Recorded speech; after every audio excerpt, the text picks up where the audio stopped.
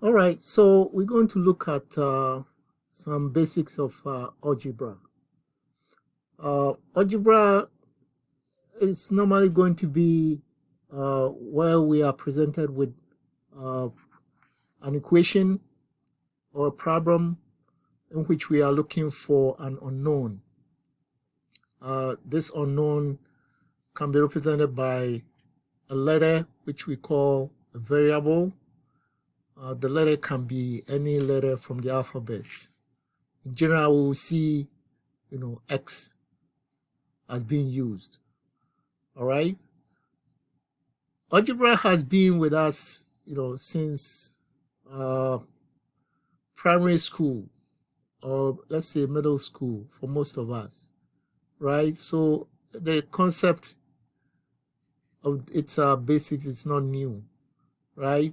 In those times, we were shown or introduced into algebra by using boxes. So where you have a box plus 5, it says is equal to 11, right? So this is a basic form of algebra, right?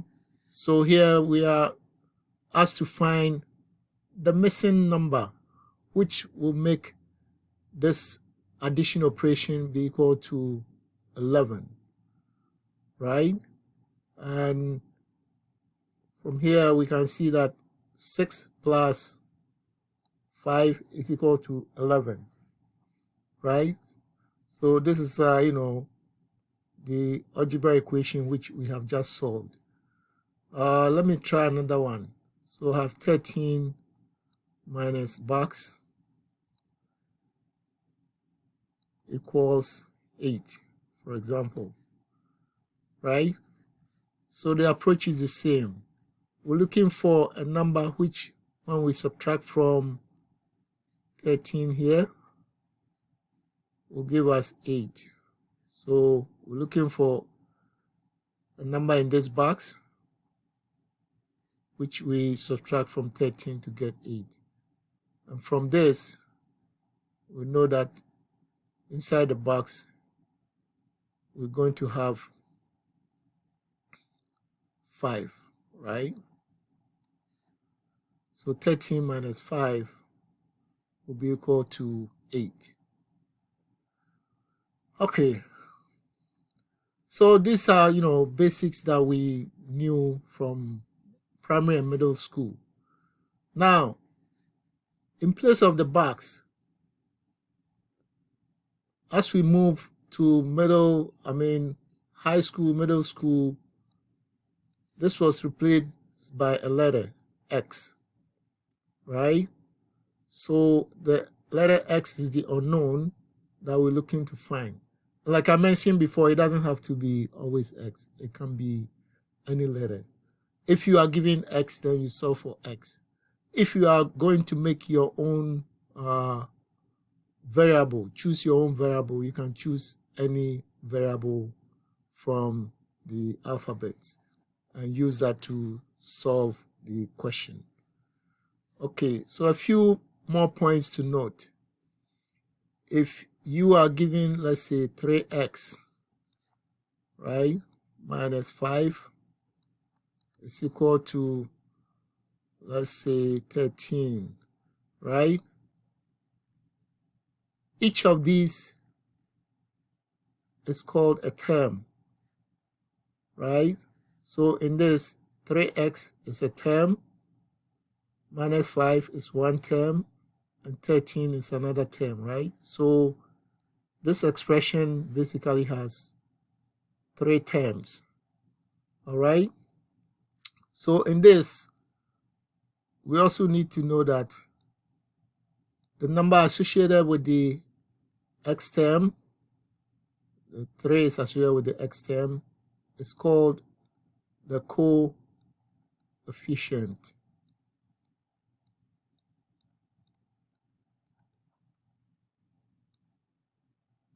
of x. All right, so 3 is the coefficient of x in this equation, right? And we'll later come to why we need to know about that. All right, so let's say we want to solve this equation, right? Let me use the right side of this board. So what we do is we write 3x minus 5 equals 13, right? And then in this, what we know is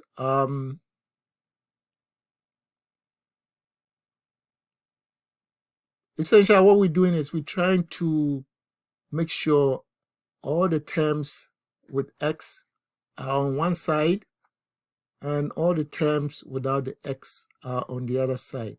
It doesn't matter which side the x term is going to end up. At the end of the day, it's going to evaluate to the same, as long as you don't make a mistake whilst you looking at, the arrangement.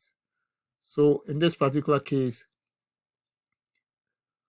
to make sure 3x stands by itself, on the left side, we're going to add 5, right? We need to do something with this minus 5 so that at the end of the day, it's no longer there. As soon as we do anything to the left side, we must remember to do the same thing to the right side, right? So plus 5 on both sides. This evaluates 2. When we combine the 2, this becomes 3x. Minus 5 plus 5 is 0, or it cancels out, right? We can write plus 0 or minus 0. It doesn't really matter because 0 is 0. And then we have 13 plus 5, which is equal to 18. So our equation now simplifies to 3x, because this 0 doesn't really count for anything now. It's equal to 18. So in this final expression, it says 3 multiplied by x is going to give us 18. So what is x?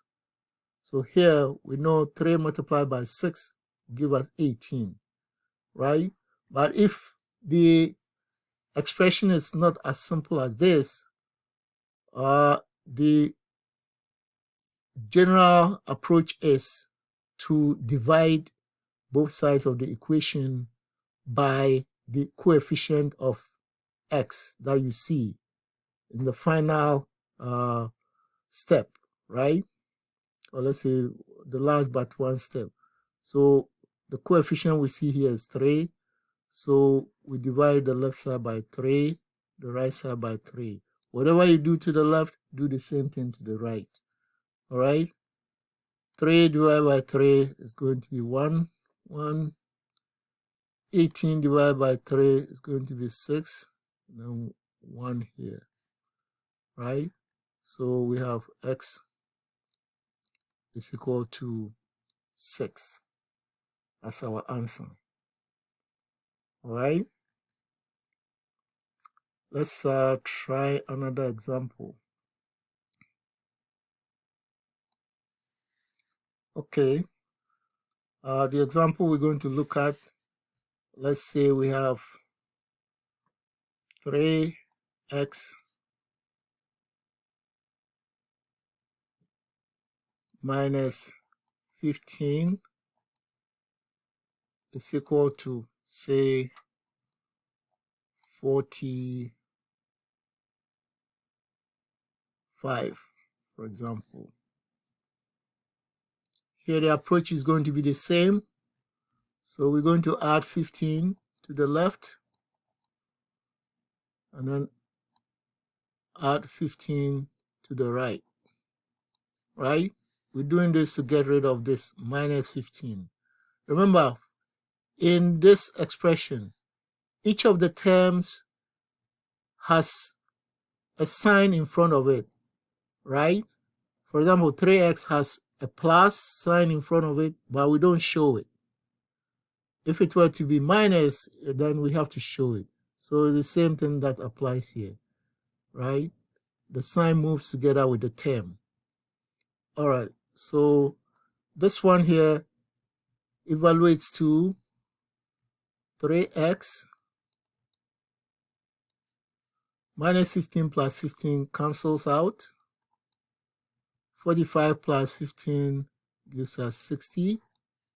So we have 3x is equal to 60. And like I mentioned, 3x is equal to 60.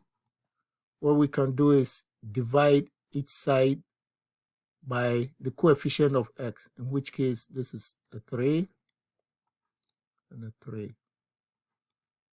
This is 1 and 1.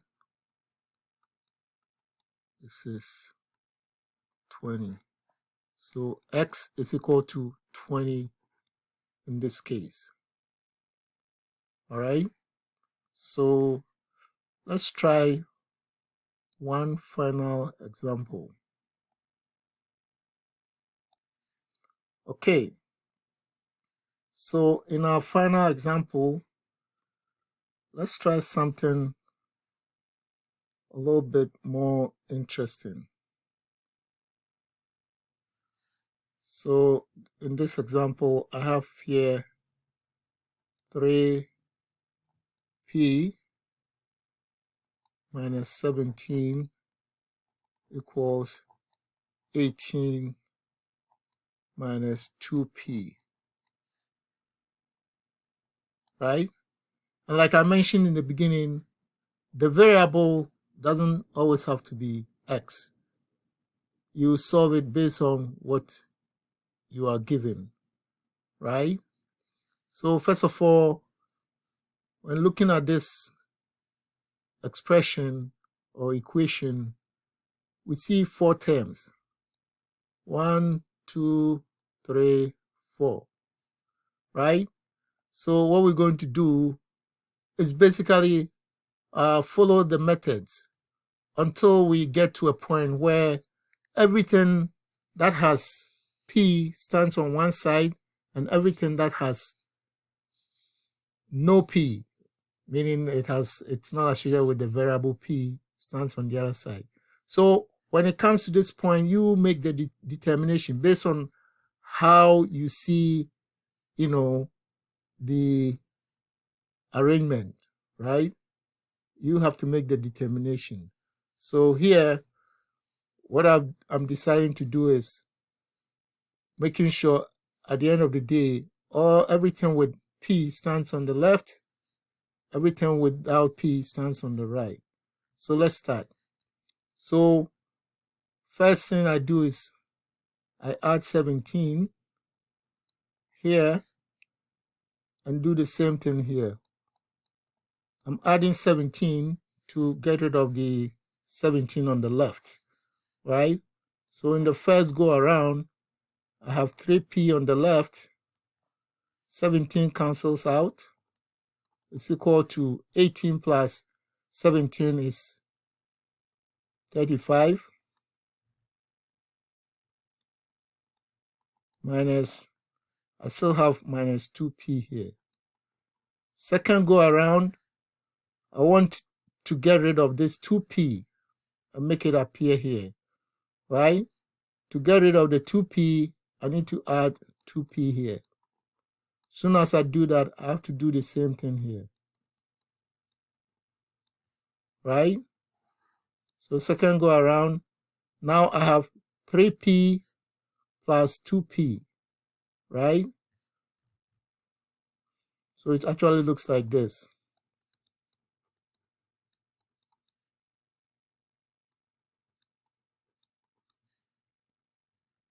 This 2p has cancelled out this one. So now we can solve for this, right? So this 2 gives us 5p. And then on the right, we have 35. 5p is equal to 35. What is p?